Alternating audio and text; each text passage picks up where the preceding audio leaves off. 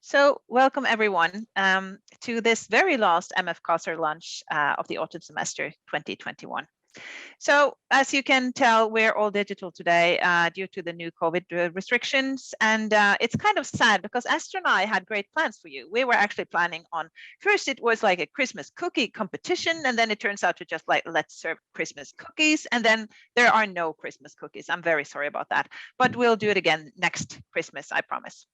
So the good news is that we have Sturla Sta with us today, and his lunch talk is more relevant than we would like it to be. It's called Immunitas, Paradoxes in Post-Pandemic Political Theology. Just remove the post and it becomes extremely relevant here. So you know the drill, right? So it's 13 minutes of talk and then today 10 minutes of discussion. And if you have questions, you use the chat function and Asta will share your question with everyone. So Sturla, welcome, and the floor is yours. Thank you so much. It's great to have this opportunity to share some work in progress in the midst of this situation again. And just on a practical note of that situation, I just 1 hour ago got the message that I had to be at the test station and I have to leave this meeting 5 minutes to 12, and then leaving Ibag will just round up the season, I think, for this, but that's part of the context. But I'm happy to be able to at least share the minutes that we have. And what I'm doing is of course, I'm very much would like to share really a work in progress, and it is a book that I've been working on for some years, but more intensively now the last semester. It is a book on political theology of vulnerability, and its title would be Precious and Precarious, and it will be published hopefully in a new series that is out now on Brill, series on political and public theologies, and the first volume on that is just out, just the promotion for the Spirit of Populism, Political Theologies in Polarized Times, edited by Ulrich Schmiedl and Joshua Ralston. And while I'm at it, that looks very much similar to this book in Norwegian, or at least on the same topic, Populisme og kristendom, that Kristin Graf Kallevåg, Sven Tore Kloster, and myself have edited, and it's also right fresh from the press on populism and Christianity. Now, the book that I'm working on is on political theology, and just briefly, my concept of political theology in this sense is, of course, you may know that at least two approaches to political theology are very common today. The one is more in the framework of political philosophy, and goes back to not least Carl Schmitt and his famous essay from 1922 on political theology, in which he famously claims that political concepts most often are secularized theological concepts, and that points to the interrelationship between the relevance of theology, or the relevance of politics to theology and theology to politics.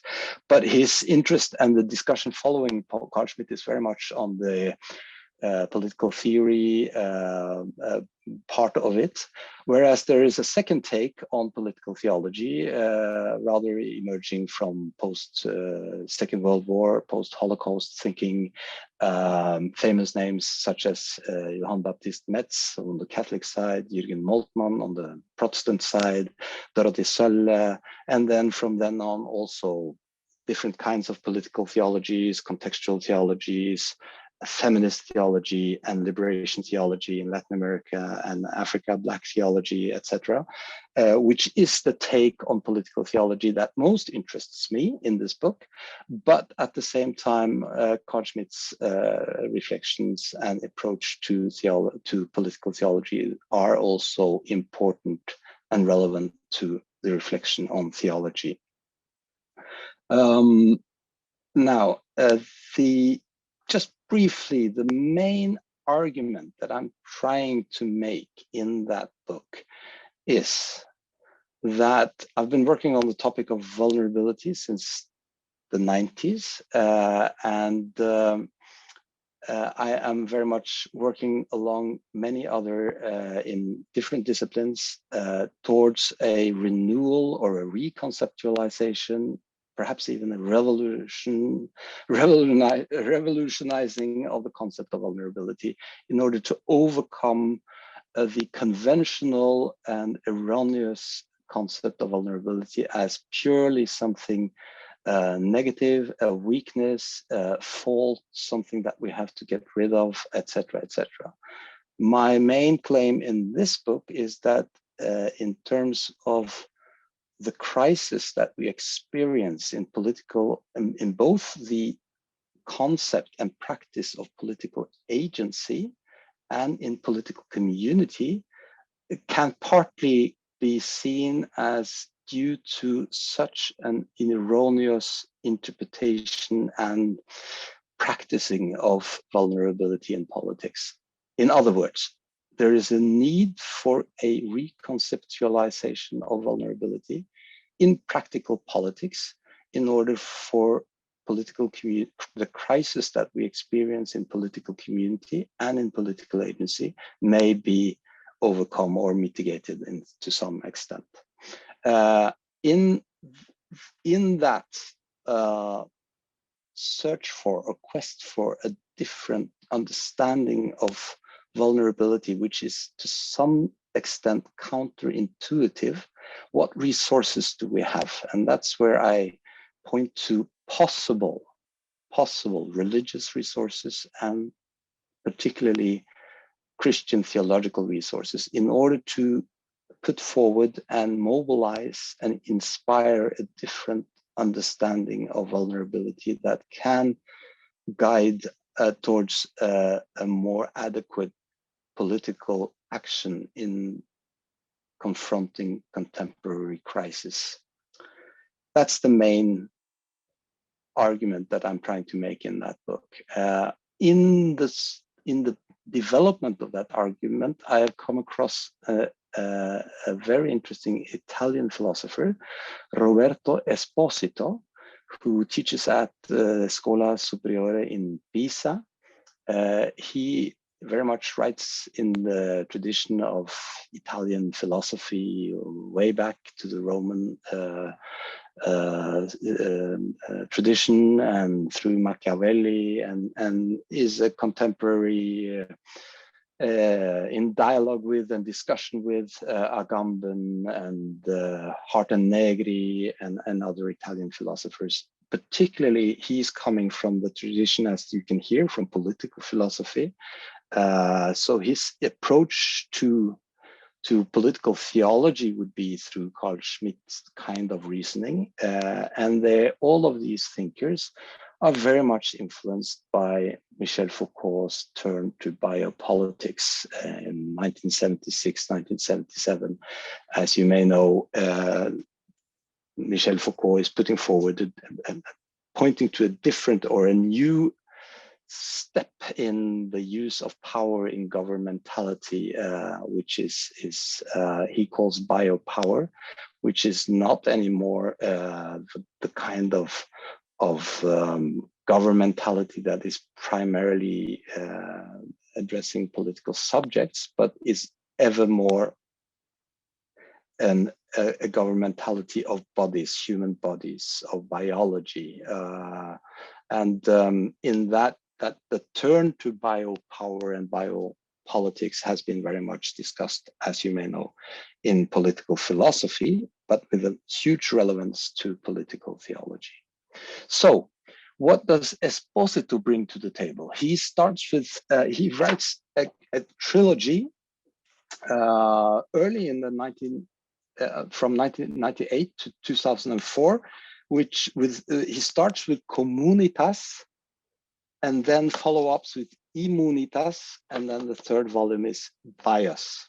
And what does he argue? He argues that following or entering into the discussion about what constitutes community. Of course, the the crisis, the last decades on the concept and reality of community, on all the failed communisms and the disastrous individualisms, the identity politics, the communitarianisms, the isolations of communities, or the competitions among communities led to a sharp debate on what really constitutes community. And what Esposito does is to go back etymologically to ask what is it that the community holds in common? What is the common, the community? What is the munus of the community?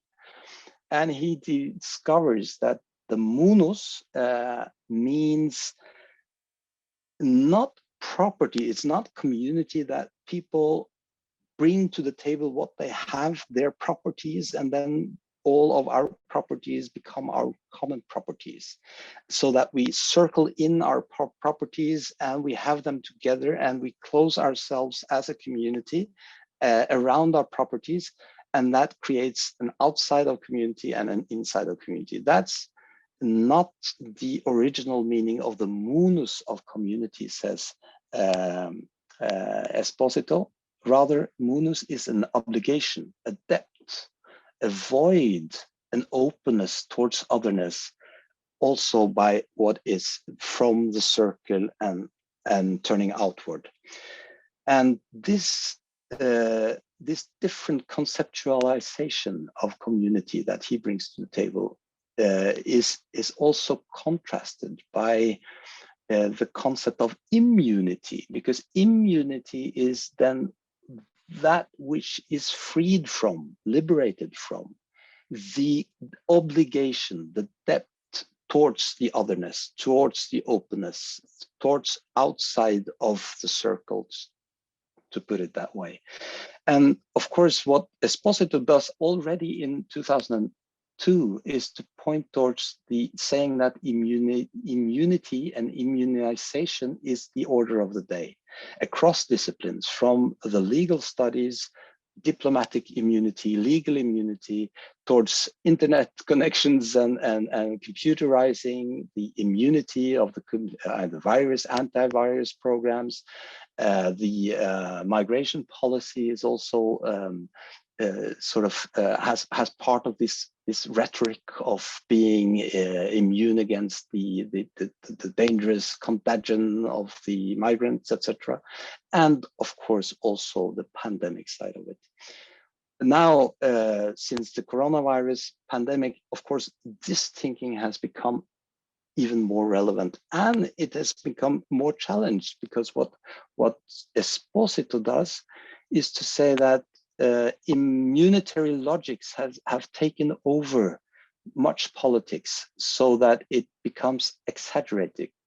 The world is full of autoimmune diseases, that the protection against what we fear are actually becoming more dangerous than the threats that they are fearing. And that's from migration politics to other kinds of politics. He points to the sort of brutality of the defense mechanisms in order to remain immune. And now I ask, because what he's saying is not that community and immunity are totally opposites. Immunity is important for the human body, and it's important for community. But there is a limit to there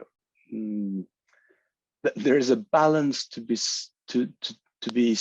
struck in this, because how to immunitary systems and logics are always a break or a limitation, even a negation of the life that it is protecting. So even vaccination is the general way, or the normal way of putting or the working way of vaccination is to put part of the threatening substance into the body, so that the body is able to get to know it and defend itself better against it. But this balance of also opening up for that which may be threatening in order to balance it and to confront it adequately, he makes that a metaphor for society. There is a need for an openness for otherness in society in order for society to defend itself. Now, what if my question is, isn't this immunity at the midst of the core of community? Could we say, I ask, that this is vulnerability? That actually what is constitutive of political community is a revised understanding, awareness of the role of vulnerability. This is the openness towards otherness that we need. And this is something that we cannot escape without turning in ourselves and our societies into auto-immunitary responses that are actually taking down what we need to preserve and to protect and to make live. Of course, all the 20 years since the first invasion in Afghanistan would be a very clear example of how the protective measures are actually making more damage than protection.